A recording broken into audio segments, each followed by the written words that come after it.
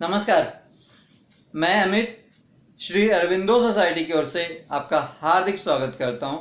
आज हम शिक्षा में शून्य निवेश नवाचार अर्थात ZIIEI कार्यक्रम के द्वारा संकलित किए गए एक रोचक नवाचार शब्द सागर को लेकर प्रस्तुत हुए हैं। इसके लिए हमने उत्तर प्रदेश बोर्ड के कक्षा 1 के पुस्तिका कलरव से पाठ क्रमांक 20 चंदा मामा लिया है।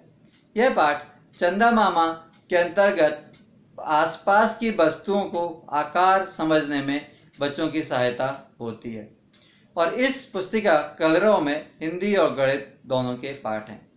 तो चलिए हम देखते हैं कि किस प्रकार से हम इस नवाचार शब्द सागर का उपयोग करते हुए यह पाठ समझते हैं।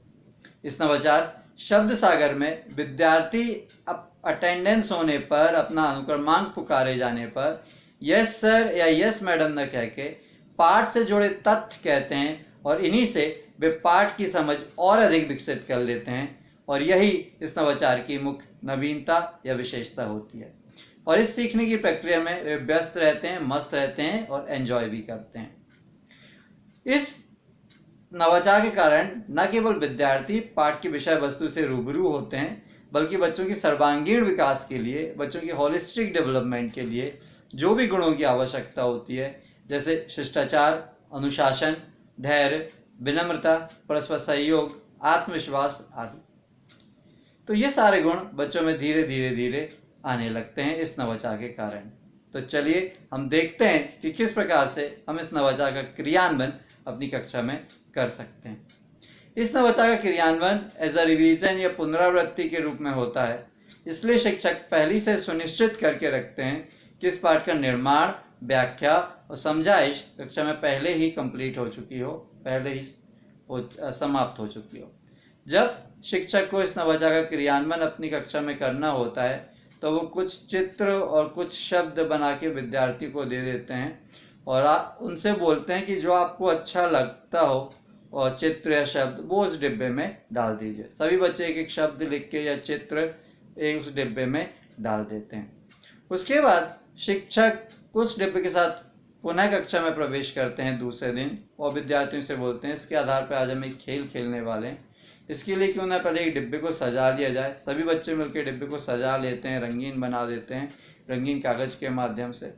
फिर उसका एक नाम दे दिया जाता है डिब्बे का, शब्द सागर। एक विद्यार्थी जिसकी हैंड राइटिंग अच्छी होती है उसको बुला के डिब्बे के ऊपर शब्द सागर लिखवा दिया जाता है। शिक्षक खेल के नियम बतलाते हुए कहते हैं कि एक एक विद्यार्थी आएगा, डिब्बे में से एक पर्ची निकालेगा।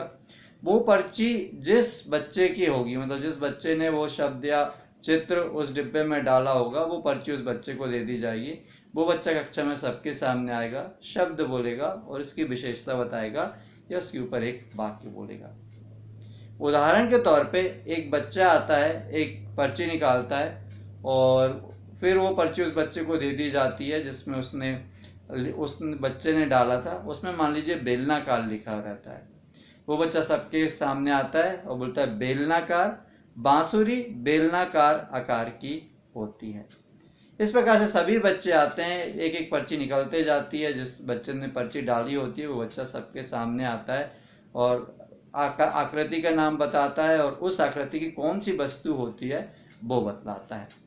तो इस प्रकार से सभी बच्चे जब ये एक्टिविटी कर लेते हैं तो सभी बच्चों को आसपास की चीज़ों के आकार, उनकी आकृति के कॉन्सेप्ट को अच्छे से समझ में आ जाता है।